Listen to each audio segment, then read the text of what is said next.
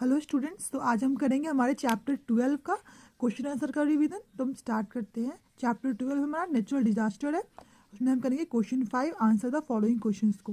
First question है हमारा, what do you mean by natural disaster. आप नेचुरल डिजास्टर से क्या समझते हैं? तो इसका आंसर हम लिखेंगे, natural disaster are the disasters which are caused by natural forces. Natural disaster usually cause great damage to the life and property. Natural disaster क्या है? वैसा डिजास्टर जो कि कैसे कॉज होता है, वो हमारे प्रकृति के द्वारा कॉज किया जाता है।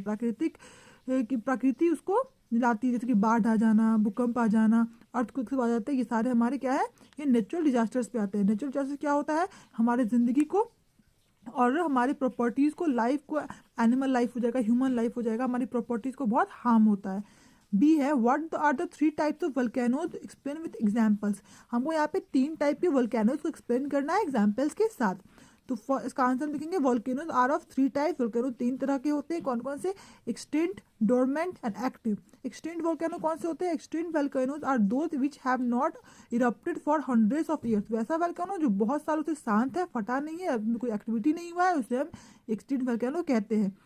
For hundreds of years, example mount Kilimanjaro in Tanzania. जो माउंट किलिमंजारो है, ये उनमें से ही एक है। अब हमारा सेकंड जो है वो है dormant. Dormant volcano is one of which has not erupted for many years but is expected to erupt sometime in the future. वैसा वोल्केनो जो बहुत सालों से ये मतलब उसमें कुछ एक्टिविटी नहीं हुआ है, लेकिन उसमें एक्टिविटी होने की संभावना फ्यूचर में होती है, उसे हम कहते हैं डोरमेंट वोल्केनो। जैसे कैसे है, माउंट फुजियामा जो कि जापान में है। अब हमारा क्वेश्चन ये है कि थर्ड जो है हमारा active volcano. Active volcano are erupt often in likely to erupt in near future. वैसा वोल्केनो जो बहुत नियर फ्यूचर में, 1 साल में, 2 साल, 6 महीना, कभी भी आके उसमें एक्टिविटी हो सकती है, वो फट सकता है, इरप्ट हो सकता है, उसे हम एक्टिव वोल्केनो कहते हैं। जो कि यहाँ पे इटली में है, माउंट इटाना, ये जो हमारे इटली में स्थित है। अब हमारा 3 क्वेश्चन है, what precaution should we adopt. हमको कौन सा प्रिकॉशन लेना चाहिए टू प्रिवेंट द ड्राउट, मतलब कि जो सूखा से बचने के लिए हमें कौन सा प्रिकॉशन लेना चाहिए।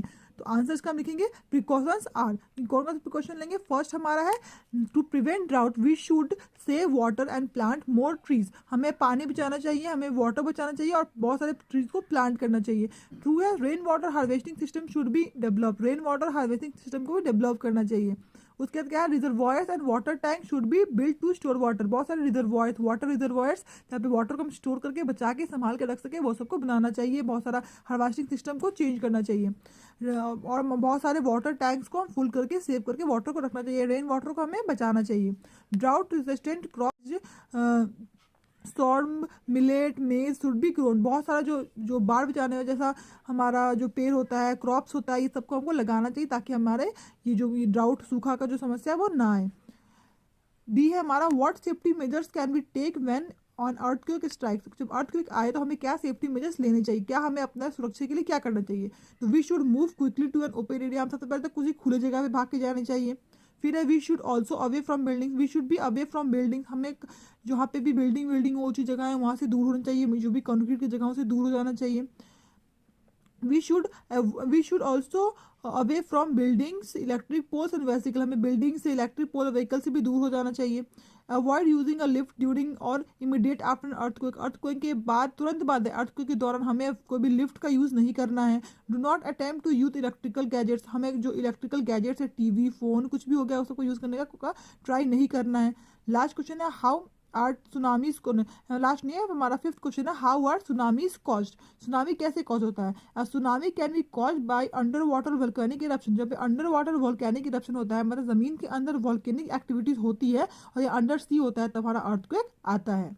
हमारा लास्ट क्वेश्चन है एफ, जो कि है, name some cyclone prone areas in India. India में साइक्लोन प्रोन एरिया कौन कौन से है। तो West Bengal, Odisha, Andhra Pradesh, Tamil Nadu and the coastal area of Maharashtra, Gujarat are very prone to cyclone. यहाँ पे मतलब क्या होगा, साइक्लोन आने की संभावना सबसे ज्यादा होती है इंडिया में। तो स्टूडेंट्स, यहाँ पे हमारा रिविजन खत्म होता है। हम नेक्स्ट क्लास में हम नेक्स्ट चैप्टर 13 का रिविजन करेंगे। So that's all for today.